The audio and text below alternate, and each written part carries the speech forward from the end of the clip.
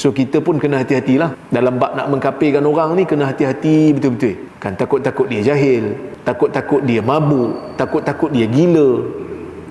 Jadi kena tengok keuzuran, tegakkan hujah dulu, barulah kita boleh kafirkan.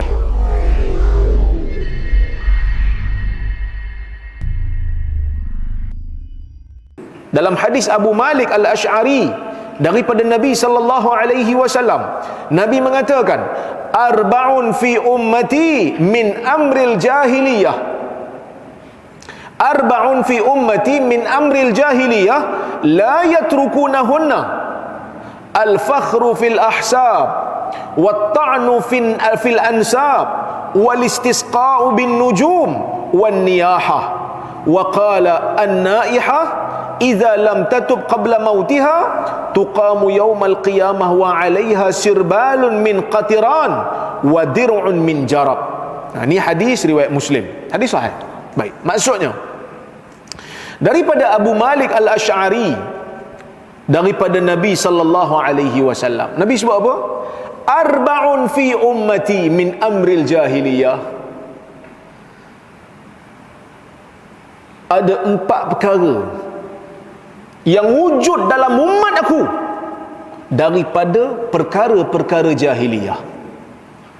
La yatrukunahunna, yang mana umat aku tak akan tinggalkan. Ada, walaupun zaman jahiliyah tu telah berlalu, tapi 4 benda ni Nabi kata ada pada umat aku, payah nak buang. Bukan setiap orang ada, tapi pada umat tu adalah orang yang buat. Mungkin buat semua, mungkin buat salah satu. Apa dia? Nabi kata, al-fakhru fil ahsab, berbangga dengan keturunan. Dia bangga dengan keturunan dia. Wat-ta'nu fil ansab, cela keturunan orang lain. Cela keturunan orang satu hal, bangga dengan keturunan sendiri satu hal.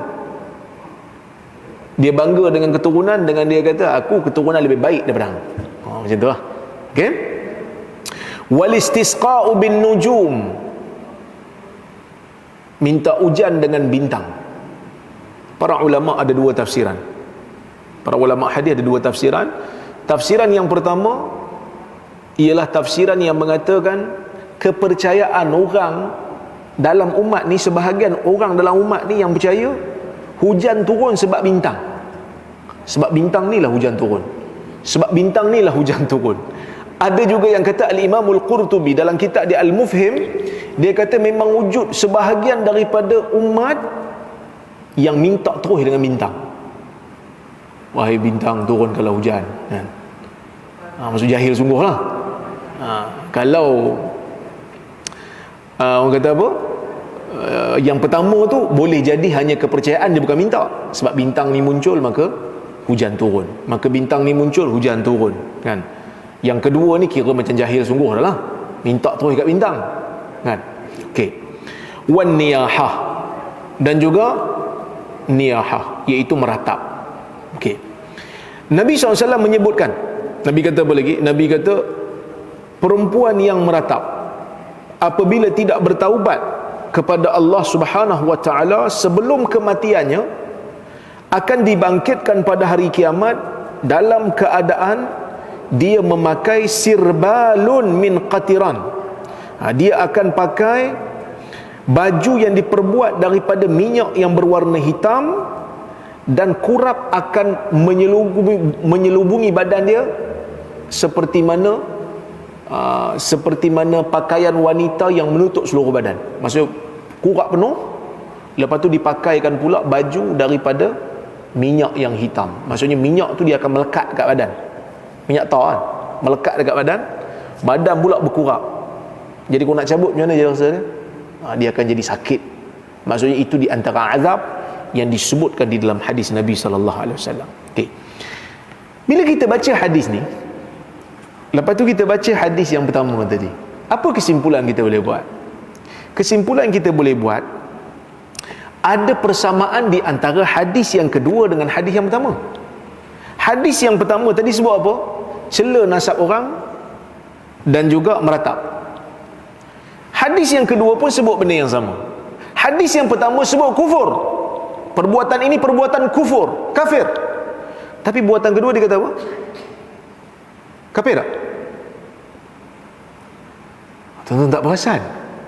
Tak perasan kan? Tengok balik lafaz yang pertama. Hadis yang pertama Nabi kata apa? Arba'un fi ummati. 4 perkara daripada kalangan umat aku. 4 perkara dalam umat aku min amril jahiliyah. Daripada urusan jahiliyah, daripada perkara jahiliyah yang mereka takkan tinggal. Adakah perbuatan ini mengkafirkan?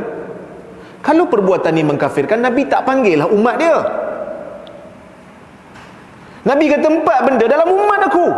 Maksud bila Nabi kata umat Nabi, maksudnya Muslim lah. Muslim lah. Jadi kalau buat benda ni, taklah jadi kafir. Cuma apa yang kafirnya? So hadis Nabi yang first ni tak betul lah. Hadis yang first ni betul. Cuma kafir pada lafaz Nabi tu bukan kafir pada i'tiqad. Kafir pada amalan. Maksud amalan ni amalan orang kafir ni. Orang Islam tak layak buat. Orang Islam tak boleh buat benda ni. Sebab yang selalu buat benda ni ialah orang Arab jahiliyah yang kafir, yang musyrik dulu tu. Sebab tu Nabi sebut ni perkara jahiliyah. Ada juga hadis yang lain, yang mana dalam hadis riwayat Al-Imam Al-Bukhari, Nabi SAW ada sebut kepada sahabat dia, orang yang saleh. Tuan-tuan biasa dengar nama ni, Abu Dhar. Biasa dengar kan nama Abu Dhar kan? Abu Dhar ni orang saleh, orang warak, kuat sedekah punya orang. Dia tak mau simpan harta dia, kalau ada dia akan sedekah. Abu Dhar. Tiba-tiba Nabi SAW pernah sebut pada Abu Dhar dalam hadis Bukhari. Nabi kata apa? Nabi kata pada Abu Dhar, a'ayyartahu bi ummih innaka mru'un fika jahiliyah. Nabi tegur Abu Dhar ketika mana Abu Dhar pernah bergaduh dengan satu orang sahabat. Dalam riwayat Bukhari tu, dalam sebahagian riwayat Bukhari tak disebut siapa nama sahabat tu. Mungkin kerana perawi nak sembunyikan nama sahabat tu. Kerana ialah kita kalau orang tokoh-tokoh bergaduh, kita tak mahu masuk campur. Betul tak? Dua-dua tokoh ni kita sayang. Dua-dua ni sahabat Nabi yang rapat dengan Nabi SAW, kita sayang. Mereka berdua bergaduh, kita kalau boleh nak sembunyi, kalau tak nak bagi nampak. Tapi sebahagian riwayat ada sebut orang yang Abu Dhar gaduh tu ialah Bilal Al-Habsyi. Bilal ni kan orang kulit gelap. Jadi Abu Dhar entah macam mana boleh berselisih pandangan dengan Bilal ni. Terus Abu Dhar sebut, ya ibn Sauda, wahai anak perempuan hitam. Maka Nabi SAW tegur Abu Dhar, a'ayyartahu bi ummih. Engkau hina dia dengan sebut nama mak dia, dengan sebut sifat mak dia. Kamu sebut mak dia untuk kamu hina dia, malukan dia. Innaka mru'un fika jahiliyah. Sesungguhnya engkau ni seorang individu yang masih ada sifat jahiliyah. Abu Dhar Muslim ke bukan? Muslim.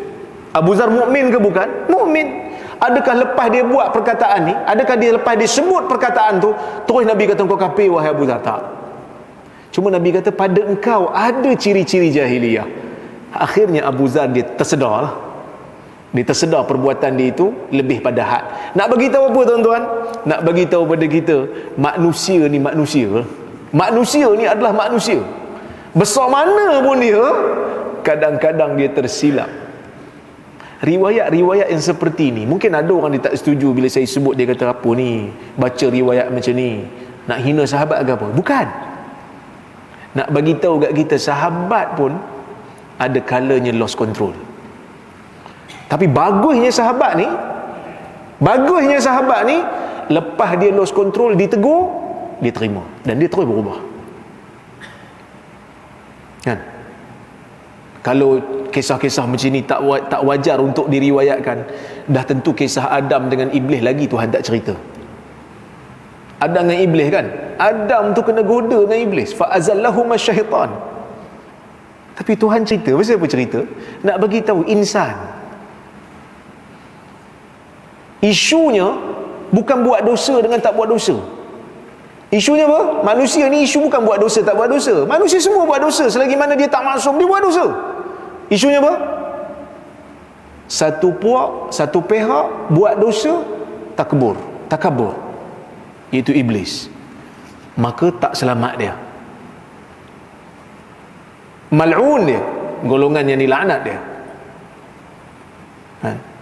Satu lagi pihak buat salah, tergoda, akhirnya bertaubat. Kita ni yang lebih lemah, lebih banyak kekurangan daripada Adam alaihi salam. Lebih banyak kekurangan kita berbanding Nabi Adam, sebab kita bukan Nabi, kan? Jadi kita kena pilih jalan yang mana lah. Kerana kita buat dosa, kita buat silap, kita kena pilih jalan siapa? Nak pilih jalan syaitan ataupun nak pilih jalan Adam? Tuhan bagi dua jalan. Dua-dua ni pernah melakukan kesilapan, pernah melakukan kesilapan dalam membuat pilihan. Satu, tafalsaf, kata orang Arab lah, al-ghabi idza akhta tafalsaf. Orang bodoh bila buat salah, dia cuba berfalsafah nak tutup kesalahan dia. Waz-zaki idza akhta ta'assaf. Manakala orang yang bijak, bila dia buat salah, ta'assaf, dia menyesal dan dia kembali kepada kebenaran. Begitu, ya. Baik. Sebab itu Al-Imam Al-Bukhari rahimahullah dalam Sahih Bukhari, apabila dia membawakan riwayat ni, bila dia bawa riwayat yang saya baca ni, riwayat Nabi tegur Abu Dhar, sebelum dia nak bawa riwayat ni, dia buat satu tajuk. Tajuk bab dalam Sahih Bukhari itu, tajuk dia apa? Babul ma'asi min amril jahiliyah wala yakfuru sahibuha birtikabiha illa bisyirk. Dia kata bab pada membicarakan berkenaan dengan maksiat-maksiat daripada perbuatan jahiliyah, yang mana pelakunya tidak menjadi kafir dengan melakukannya, melainkan dengan syirik semata-mata. Jadi nak bagi tahu, Imam Bukhari pun nak bagi tahu siap-siap kat kita, jangan tiba-tiba duk tuduh Abu Zar tu kafir dengan perkataan Nabi sallallahu alaihi wasallam tu. Cuma dia telah melakukan satu perbuatan jahiliyah, bukan dia terus jadi kafir. So kita pun kena hati-hatilah dalam bab nak mengkafirkan orang ni, kena hati-hati betul-betul. Kan takut-takut dia jahil, takut-takut dia mabuk, takut-takut dia gila. Jadi kena tengok keuzuran, tegakkan hujah dulu, barulah kita boleh kafirkan.